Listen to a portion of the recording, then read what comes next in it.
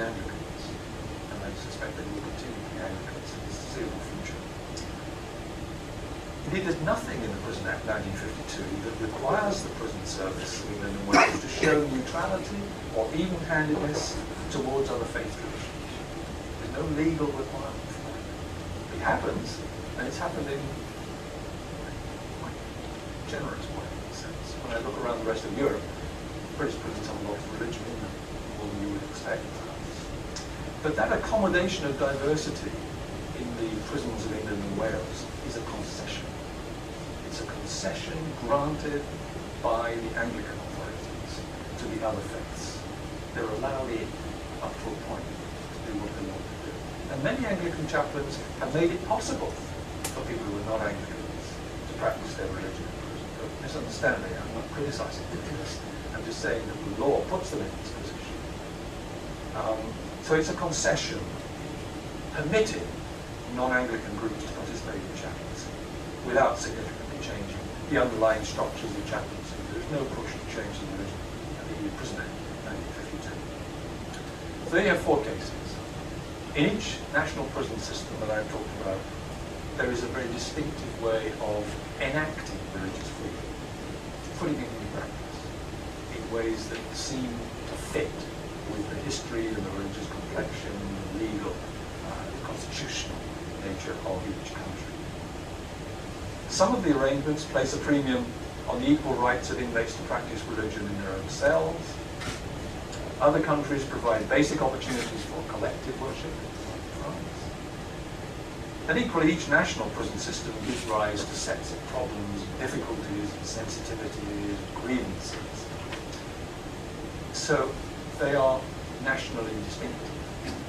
But there are some generic problems as well. I'm just going to touch on 2 generic issues that arise problems that arise in relation to the freedom of religion in prisons, but not outside prisons. And all prison systems have to deal with these things.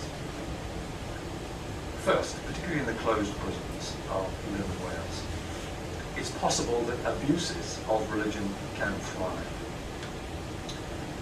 On the one hand, it's possible that unscrupulous individuals or groups of individuals or gangs, there are religious gangs, can exert undue pressure on other inmates to convert to another religion or to practice their own religion perhaps more intensely than they intended to. There is a widespread problem in British prisons of so-called prison gangs, and they are of a religious nature in part. Of course, there are white supremacist groups. There are also Muslim gangs in British prisons, and some amount of attention is being given to them in recent years. So that's one kind of abuse, just excessive pressure on people to do religion in a particular way. Outside prisons, that's less likely to happen, but it could. On the other hand, abuse can occur if prisoners cannot feel free from religion. Now here what I'm doing is I'm extending the notion of freedom of religion to freedom from religion. The freedom not to be in a position where you feel you have to have a religious identity, you have to practice in the name of a religion. And so humanist, secularists, atheist groups have been campaigning for years to stop the activities of chaplains in British prisons, because they claim that that's an abuse of the vulnerability of prisoners who can't walk away as easily as you can in the street if you're approached by a religious converter of some kind. You can just turn your back on the corner. In prison, it's much more difficult to do that. So this is a serious issue. When you think about freedom of religion in prison, think about freedom from religion as well. That's one kind of abuse that you don't meet outside. A second kind of abuse is the exploitation, fraudulent exploitation of religion for purposes that really have nothing to do with religion. Well, this may surprise you. But there are certainly groups in prisons that do this. I encountered a trivial example recently. I interviewed some women who describe themselves as Muslim prisoners. And they grouped together in an evening for prayer, so they said. And Muslim chaplain was their orders. It transpired after inspection that, in fact, they were not grouping together for prayer in the evening. They were just friends. It was a group of friends, and they realized that they could get that privilege if they said they were being religious.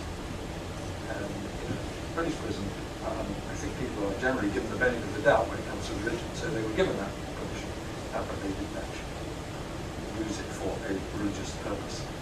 But there are many other examples, and I can think of some, certainly from American prisons, where there have been very serious exploitation issues of gangs operating in the name of religion and wreaking havoc in some institutions.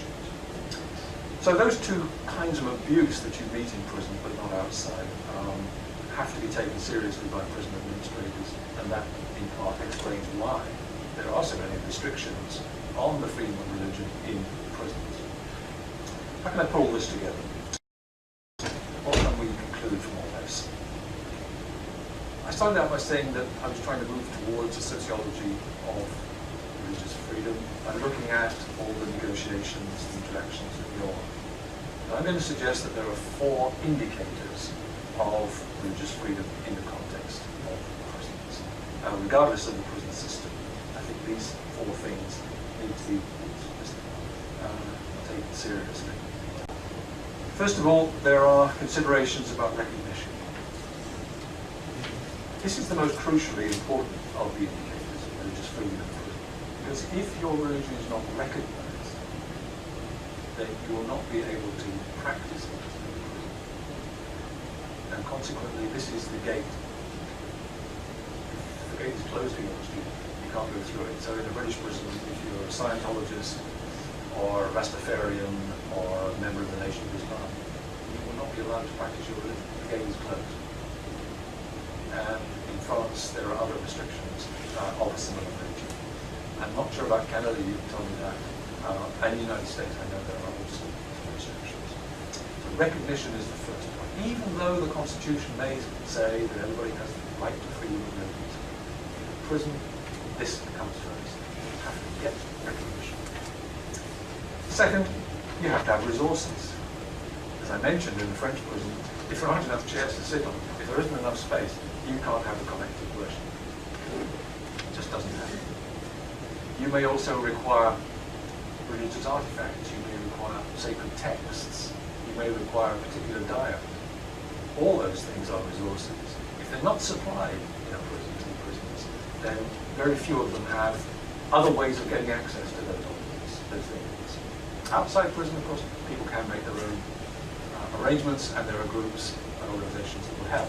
But inside a prison, that's much, much more difficult. So resources are really very important. And without resources, I don't think religious freedom amounts to very much. Third is the question of representation.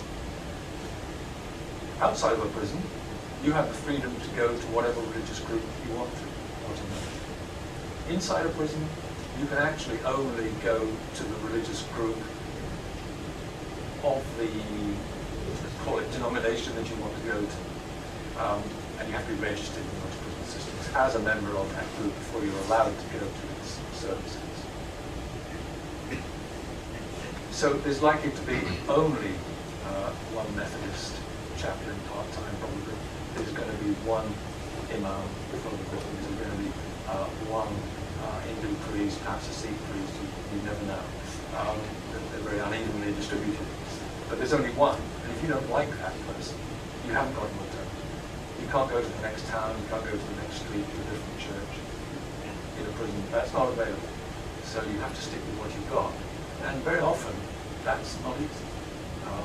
And certainly among the Muslim prisoners that I've interviewed in France and in Britain, many of them express reluctance to pray behind a particular imam because that imam, in their eyes, is not a person whom they have respect, either for political or religious reasons.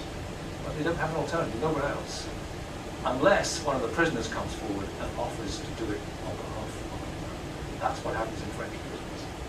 Because there are so few imams available, and because the prison's administration does not organize Friday prayers, just leaves it to the prisoners, individuals come forward and take a leading role in organizing the prayers. They may or they may not be qualified to do so. And what they say at Friday prayers may or may not be helpful or even legal. But there's no check on them because there's no imam there to check on them. So there is a real dilemma there, I think, for French prisons. So that's all about representation. And finally, there are the ramifications that follow from the way in which religion is accommodated or not accommodated in prisons. In every case that I've talked about today, the regulations contain permissions and denials. They allow certain things, they deny other things. But one of the effects of placing limits on the freedom of religion in prisons where religious diversity is very high is that the stakes are raised as far as questions about equality and justice are concerned. And that's why so many cases are coming to law in the United States at the moment, and conceivably in the future in European countries. Because now that the European Court of Human Rights has started to get a little more active in this area, they may well hand down some rulings that will change things in some countries.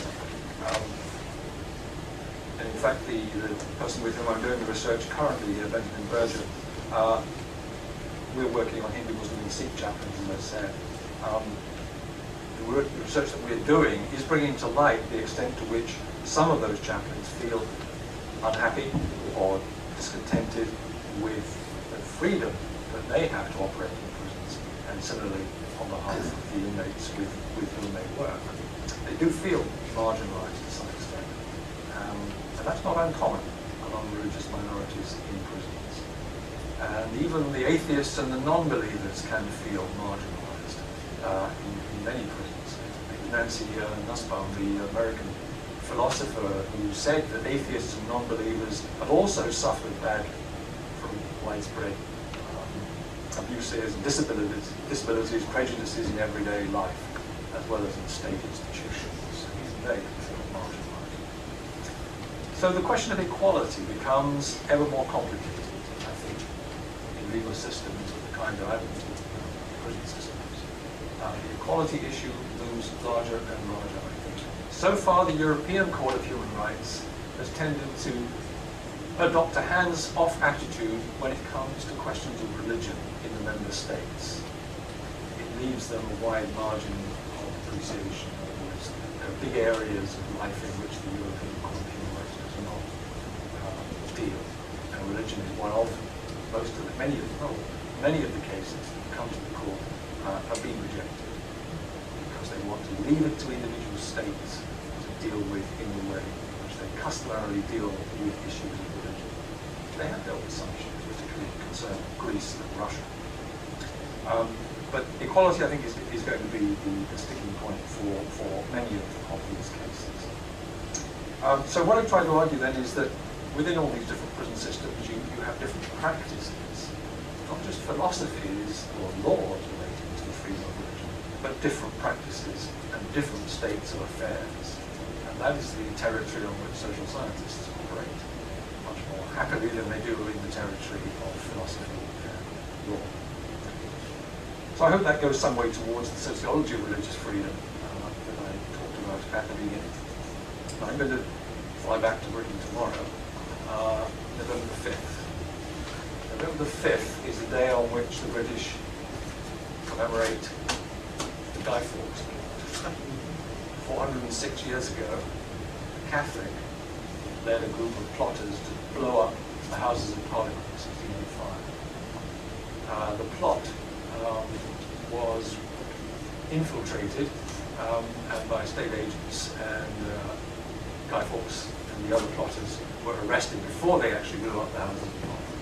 That was a religious minority that clearly felt discriminated against and marginalized in British society in the early 17th century.